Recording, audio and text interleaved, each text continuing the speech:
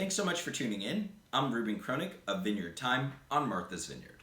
Today I want to talk a little bit about the Ulysse Nardin Freak X. The Freak X is the most affordable model within the Freak line, and in order to understand what makes it so unique and so special, you first have to understand just a little bit of background on the Ulysse Nardin Freak model and line in general. The first Freak model was launched in 2001. It was launched under the stewardship of Rolf Schneider, and it was perfected from a design standpoint by Ludwig Erxling. But it was conceptualized by someone else. It was originally designed and conceptualized by Carol Fostier-Casapi. And when the Freak was launched in 2001, it was very revolutionary. In order to understand why, you sort of have to understand a little bit about the watch landscape in 2001. In 2001, most of the watches mechanically and from an aesthetic design standpoint were much more homogeneous than they are today. So when the Freak launched, it was anything but standard and anything but normal. Why? Well, the first was that it had no hands and no dial. When you look down at the Freak, you're actually looking at the movement twisting and contorting. The escapement is rotating around the watch, and those elements of the movement, their motion, is what tells the time. That was very unique, and it also made the watch a tourbillon. Additionally, the Ulysse Nardin Freak was the first watch to employ silicone within its movement.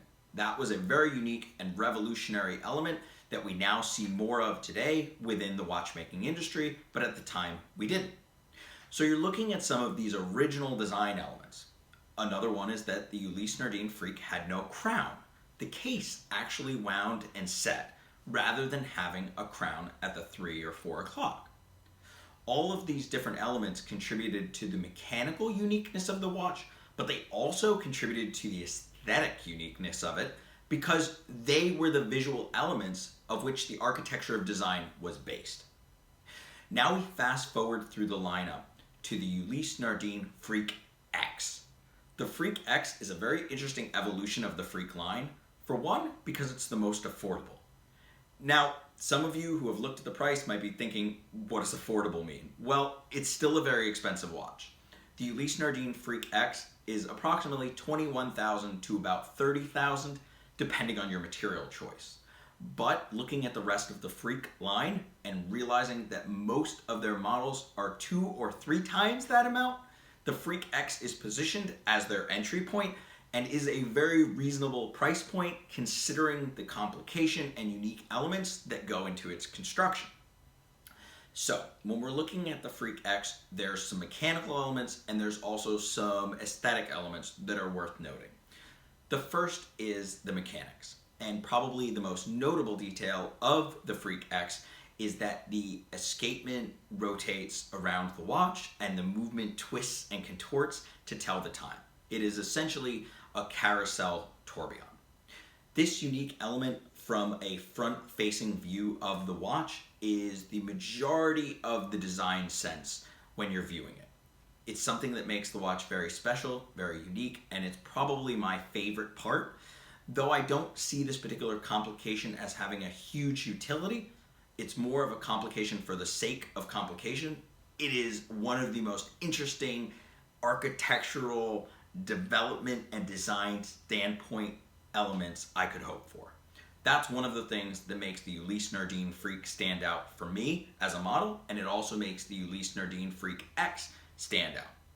Now, one of the things that separates the Freak X from much of the rest of the Freak line is that the Freak X has a crown. The crown allows you to set and wind the watch. This is an element that doesn't stand in keeping with a lot of the original Freak design language, but it allowed them to make the Freak X a slightly less expensive version of the other Freak models. Another interesting element of the Freak X that was not true on the original Freak launched in 2001 is that the Freak X is an automatic watch.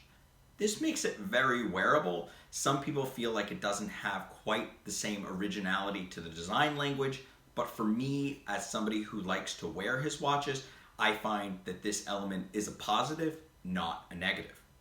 The next thing that's interesting about the Freak and the Freak X specifically, is the design language of the case. The Freak X case is a little bit more subdued and a little bit more normal for me than I saw through some of the original Freak designs and its evolution. The case is available in titanium, it's available in gold, but all the different variations of the case are predominantly matted.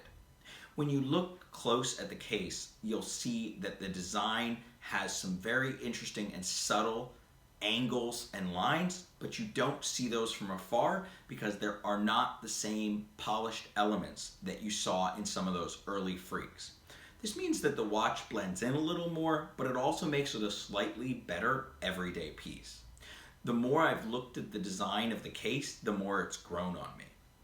It's a little more subtle with the traditional crown, with the traditional lugs, but at close inspection, I still see a lot of the Freak identity within the Freak X. Overall, I think the Freak X is an interesting attempt by Ulysse Nardin to make an affordable version of the Freak model.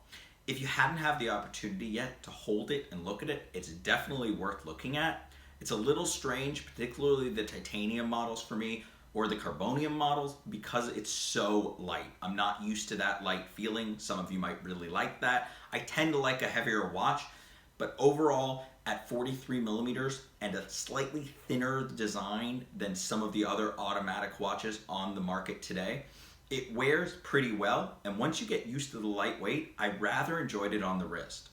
If you have any questions, feel free to post your comments below. Please hit the subscribe button. Thanks so much for tuning in, and we will have more exciting content for you shortly. Thanks again.